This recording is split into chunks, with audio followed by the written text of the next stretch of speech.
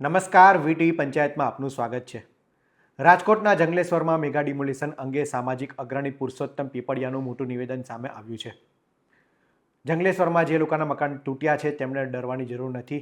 હાઈકોર્ટે પુનર્વસન માટે કન્સિડર કરવા સરકારને આદેશ કર્યો છે।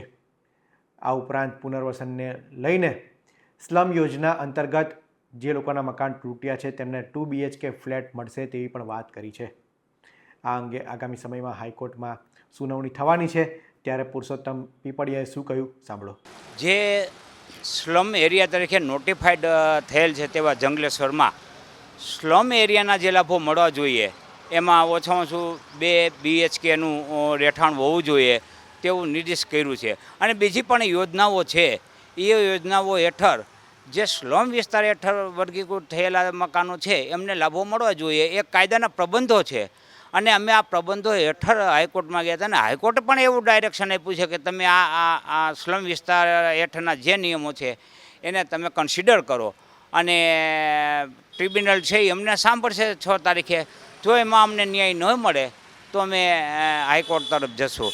એટલે જંગલેશ્વરના વિસ્તારમાં અત્યારે એક ભયનો માહોલ છે કે શેષ જે બાકી રહેતા મકાનો છે એને પાડી નાખવામાં આવશે અને આવી બધી બાબતો ઊભો કરીને અત્યારે પૈડા ઉપર પાટું છે।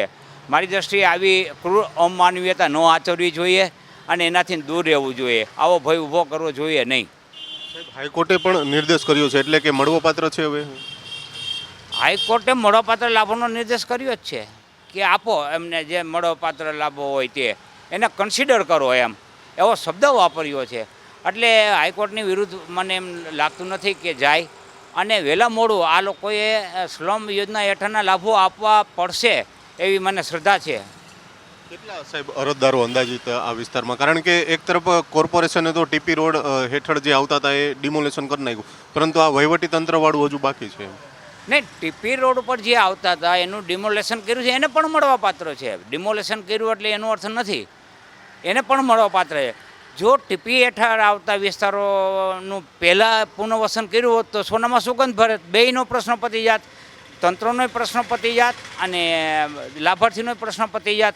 પણ ઉતાવળ પાછળના કેટલાક રાજકીય કારણો હોય છે, તેની ઉપર આપણે તેની પાછળ નથી પડવું, પણ સૌ કોઈ જાણે છે કે આવું થવું ન જોઈએ।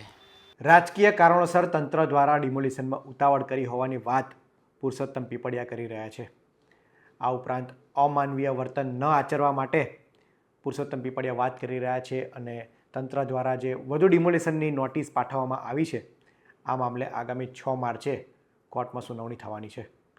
ત્યારે આગામી સમયમાં કોર્ટ તરફથી જંગલેશ્વર વિસ્તારના લોકોને શું રાહત મળે છે કે નહીં તે તો જોવું જ રહ્યું છે, પરંતુ જંગલેશ્વરમાં જે મેગા ડિમોલિશનની કામગીરી કરવામાં આવી, 1500થી વધુ મકાન તોડી નાખવામાં આવ્યા છે, એને લઈને જંગલેશ્વરના જે રહેતા હતા તેમનામાં રોષ તો છે જ, પરંતુ એક ક્યાંક ને ક્યાંક તંત્ર પર પણ સવાલ ઉઠી રહ્યા છે કે ડિમોલિશનની કામગીરી જે કરી છે તે ફક્ત અમુક લોકો માટે જ કેમ? શું મોટા માથા માટે કોઈ નિયમ નથી? રાજકોટ મેયરની વાત અત્યારે ખૂબ ચર્ચામાં છે। તેમના દ્વારા જે બાંધકામ કરી દેવામાં આવ્યું છે તેની પર પણ ડિમોલિશન કરવામાં આવે તેવી સ્થાનિકો માંગ કરી રહ્યા છે અને કોંગ્રેસે આ જ મામલે વિરોધ પ્રદર્શન પણ કર્યું હતું।